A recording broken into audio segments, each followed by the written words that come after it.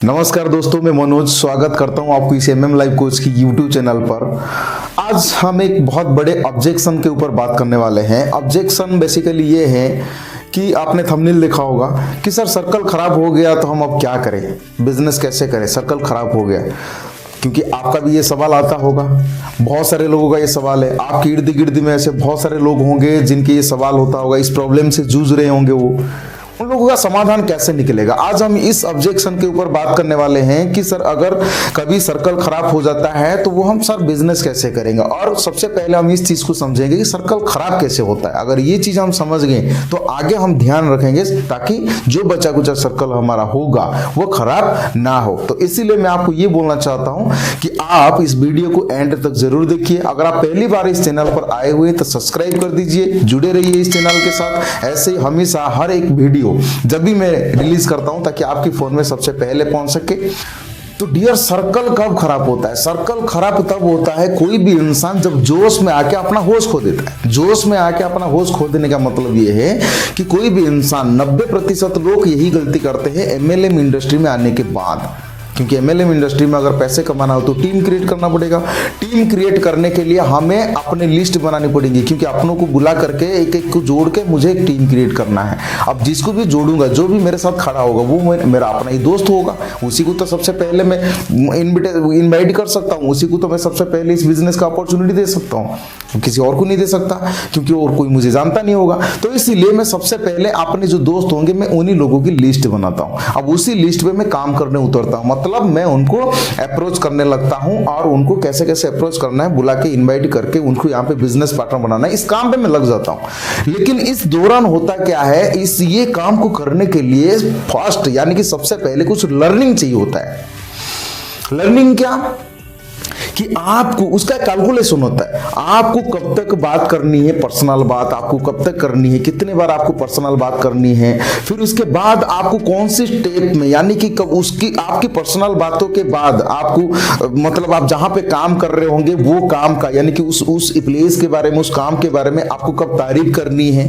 अब उसके बाद उसका रिप्लाई क्या आता है, तो उसका रिप्लाई के बाद आपको क्या फिर बोलना है। तो इस तरीके से उसका कैलकुलेशन होता है। तो उस कैलकुलेशन को सीखना पड़ता है। बट होता क्या है, वो कैलकुलेशन को बिना सीखे कोई भी इंसान वो लर्निंग को मिस जब कर देता है और डायरेक्ट उतर जाता है काम पे, तो उसका गलती हो जाता है। क्या कि जोश जोश में आके अपना होश खो देता है, लर्निंग को मिस कर देता है और डायरेक्ट शुरुआत के तौर पर अप्रोच करने लगता है। तो होता क्या है, जो भी उसके दोस्त होंगे जिनके वो लिस्ट बनाया होगा, तो उन लोगों को कहीं ना कहीं से पता लग जाता है कि वो ऐसे जोड़ने वाला काम कर रहा होगा, क्योंकि उनके दिमाग में तो यही है ना कि जोड़ने वाला काम है। एमएलएम इंडस्ट्री क्या है, डायरेक्ट सेलिंग इंडस्ट्री क्या है, कितनी बड़ी इंडस्ट्री है, उनको थोड़ी पता होता है। उनको बस इतना पता है जोड़ने वाला काम है।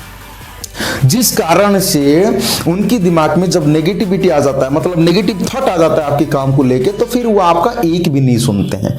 जिस कारण से धीरे धीरे आपने एक दो बार बोलने लगे, यानी कि आप उनको अच्छे बोल रहे थे कि अच्छा काम है, आकर कर ले, अप्रोच कर रहे थे, लेकिन वो फिर उसके बाद अपना ज्ञान आपको देने लगते हैं। जब वो अपना ज्ञान आपको देने लगते हैं तो कहीं ना कहीं यहाँ पे क्या होता है, आपको गुस्सा आ जाता है उनके ऊपर। ऐसा होता है या नहीं होता है?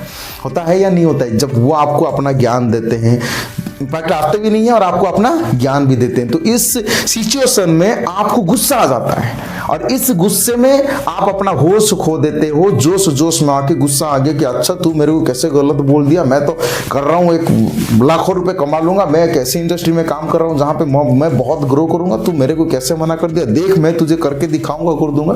तो आपने रिप्लाई में भी आपने वैसे ही रिप्लाई उसको दिया जहां से उसकी, मतलब उसको हट हो गया आपकी रिप्लाई में, उसको गुस्सा आ गया थोड़ा सा।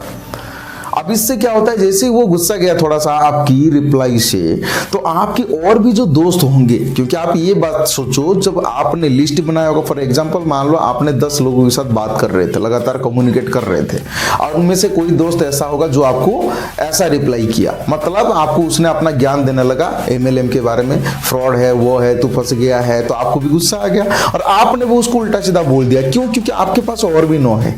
आप इन 9 के बारे में सोच के कि हाँ मेरे पास और भी 9 फ्रेंड है, उनके साथ तो मैं बात कर रहा हूं, वो आ जाएंगे, आपने ये सोच के आपने वो 10वां को ठोक दिया।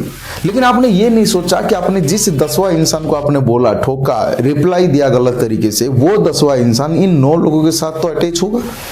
कहीं ना कहीं तो उनके कम्युनिकेट होगा।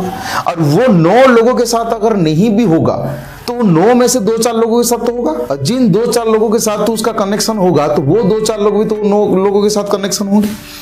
तो कहीं ना कहीं आप जिस सर्कल में हो, जिस सर्कल के अंदर आप हो, तो वो लोग भी हैं। अगर आपकी पहचान, अगर आपकी कम्युनिकेशन उनके साथ है तो उसके साथ भी जरूर होगा।